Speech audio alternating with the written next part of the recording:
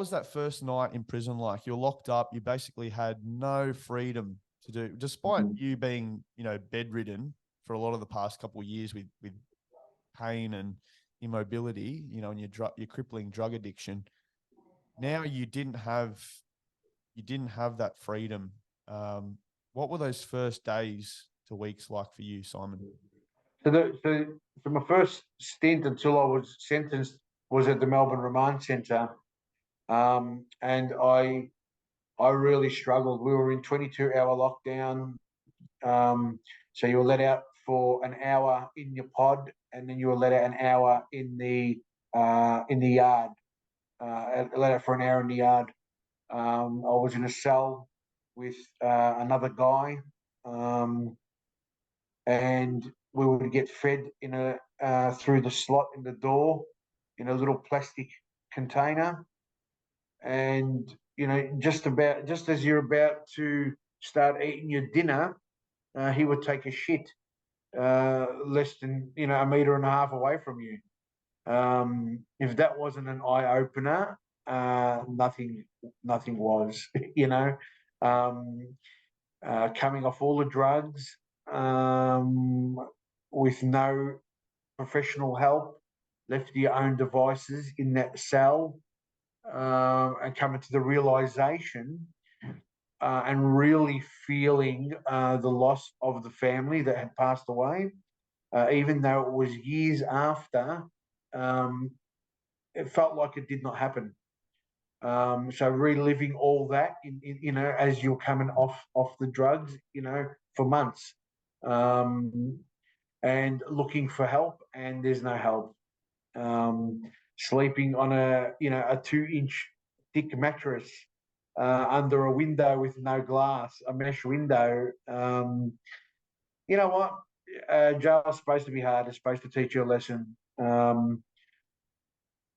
I think it should be hard, right? I learned a lot about myself while I was in jail.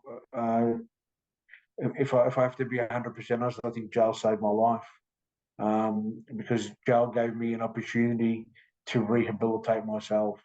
Nobody was giving me the opportunity for rehabilitation outside, but I rehabilitated myself in jail.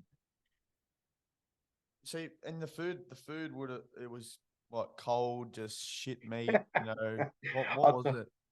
I'll give you a couple of examples. Like plain food or worse? Well, sometimes your breakfast would rock up. It would be four or six pieces of freezing cold toast made hours before, and in the center of the toast was like a tablespoon of jam, right? And sometimes you'd get that at 11 o'clock, right? And then you'd get your lunch at 12, right? And if you think plain food's bad, this is the next best thing to dog shit. It's putrid, right? So you can imagine what you eat. There's nothing to write home about prison food. As I went on in my sentence, and I went to Fulham prison, the food was a bit better there. You actually got some meat from time to time. It wasn't just all bread or potatoes or pasta. You talk about the remand centre, and you talk about the Fulham prison, but also I think one of the stories which I remember from your time serving was the initial stages in custody. Oh yeah, with a couple other guys, and that was a real baptism of fire too, wasn't it? Yeah. Look, when you first get locked up before you're awaiting court, they take you to the yellow sub. It's called. It's the Melbourne Custody Centre, and it's underneath the courthouse in Melbourne, and it is the most putrid conditions you could imagine. There's about 6 to a cell. Everybody is detoxing, coming off the alcohol, the drugs. They're angry because they've just been locked up, so they're violent. Some are throwing up.